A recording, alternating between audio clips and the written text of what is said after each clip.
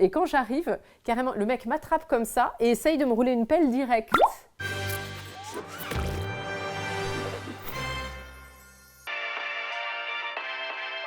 J'ai joué au Paname pendant plusieurs années, donc, et notamment les 2 premières années, et ça c'est vraiment l'expérience qui te blinde à tout jamais, parce que moi je jouais devant des gens qui arrivaient là, et il y en avait la moitié qui cherchaient les toilettes. Donc voilà, donc il y a des gens qui ne savaient pas ce qu'ils foutaient là, et donc parfois j'avais des gens qui lisaient le journal par exemple. C'est-à-dire ils étaient au chaud, ils étaient bien, et donc moi je faisais mon truc, et eux ils lisaient le journal. Détente. Limite je les dérange un peu avec mon truc. Tu vois, eux ils se sont posés dans une salle peinard, et moi je parle, et c'est un peu chiant quand même, cette dame qui parle. Ce qui est marrant, c'est qu'en fait, moi, je me rends pas compte que c'est moi qu'on reconnaît. C'est-à-dire que... Non, j'ai pas encore apprivoisé ce concept. Il y a notamment une fois, je passais dans le Marais, puis j'étais avec ma valise, je rentrais de tournée et tout, et je vois une dame dans un café qui fait...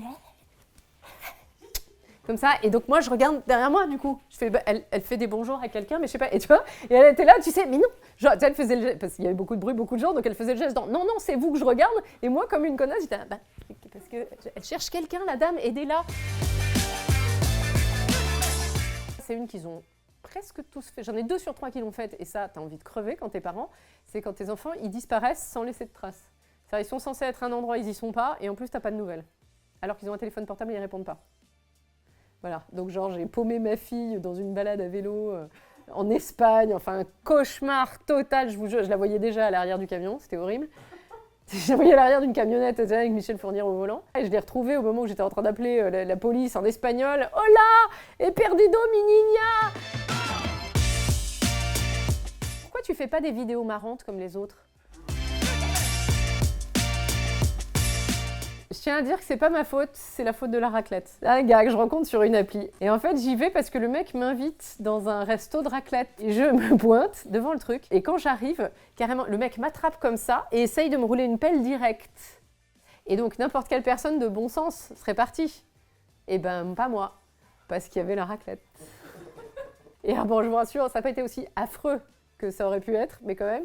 C'est-à-dire que j'ai quand même passé tout le dîner à entendre ce gars me parler de son ex et de tous les trucs horribles qu'il avait prévu de lui faire parce qu'elle lui devait de l'argent. Et je l'ai laissé payer, hein, parce que j'ai fait sa psychothérapie pendant 1h30, donc je me suis dit c'est le prix de la consulte. C'est quand je m'imagine que je vais réussir à faire une chorégraphie TikTok. Oui, parce qu'on pensait qu'on y arriverait. Et en fait, non. Bah non, faut pas faire ça, madame, c'est vraiment pas... Je commence à jouer à la Nouvelle Ève tous les mercredis. À partir du 2 février, à je sais pas quelle heure, mais vous êtes grands, vous allez trouver. Je sais que vous allez trouver. Ça va être un genre de 19h, peut-être 20h si on est fous. Voilà. Même si moi, ça vous intéresse pas, venez pour la salle, parce qu'elle est vraiment bien.